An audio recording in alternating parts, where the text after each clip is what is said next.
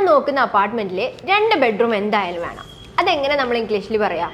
My apartment must have 2 bedrooms. Okay, അപ്പം നമ്മളൊരു അപ്പാർട്ട്മെൻറ്റോ ഫ്ലാറ്റോ നോക്കാൻ പോകുന്ന സമയത്ത് നമുക്ക് പല സങ്കല്പങ്ങളും ഉണ്ടാവില്ലേ? ഈ ഓരോ കാര്യങ്ങൾ വേണം, എല്ലാ ഫെസിലിറ്റീസും വേണം, 2 bedroom വേണം പറഞ്ഞ പോലെ. അപ്പോൾ അങ്ങനെ ഒരുപാട് സങ്കല്പങ്ങൾ ഉണ്ടാവും. അപ്പോൾ അതൊക്കെ നമ്മളിവിടെ ഈ ഒരു വീഡിയോയിൽ പറയുകയാണ്. ഓക്കെ, ഇനി നമ്മൾ കേട്ടിട്ടുള്ളതായിരിക്കും 1 BHK അല്ലെങ്കിൽ 2 BHK എന്നൊക്കെ. അതായത് ഫ്ലാറ്റൊക്കെ നോക്കുന്നവർ കേട്ടിട്ടുണ്ടാവും എന്തായാലും. അപ്പോൾ BHK എന്ന് പറഞ്ഞാൽ 2 BHK എന്ന് പറഞ്ഞാൽ 2 bedroom ഹോൾ ആൻഡ് കിച്ചൺ എന്നാണ് ഉദ്ദേശിച്ചത്. ഇനി 1 BHK ആണെങ്കിൽ 1 bedroom hall and kitchen. Okay, ഇനി അത് കൺഫ്യൂഷൻ ആവേണ്ട. ഓക്കെ, അപ്പോൾ നമ്മൾ ബെഡ്റൂമിൻ്റെ കാര്യം പറഞ്ഞു.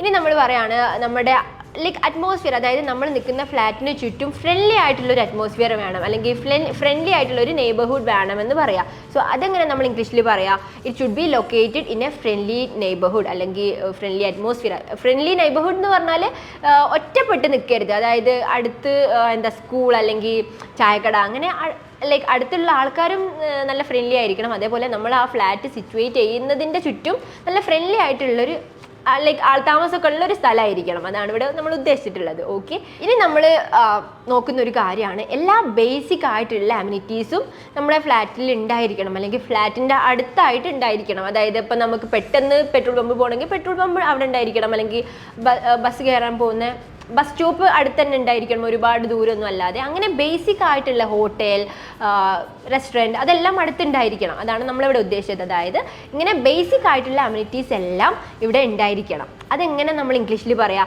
My apartment must have basic amenities nearby. അടുത്ത് ഈ അമ്യൂണിറ്റീസ് എല്ലാം ഉണ്ടായിരിക്കണം. ഓക്കെ, ഇനി ഫ്ലാറ്റിൽ അതായത് നമ്മൾ നിൽക്കുന്ന ആ ഒരു റൂമിൽ ഇങ്ങനത്തെ എല്ലാ ഫെസിലിറ്റീസും ഈ എല്ലാ സൗകര്യങ്ങളും ഉണ്ടായിരിക്കണം. നമ്മൾ എങ്ങനെ പറയും?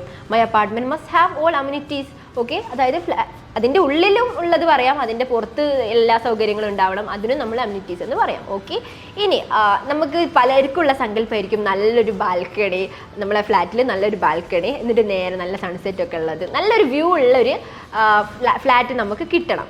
അതെങ്ങനെ നമ്മൾ പറയും?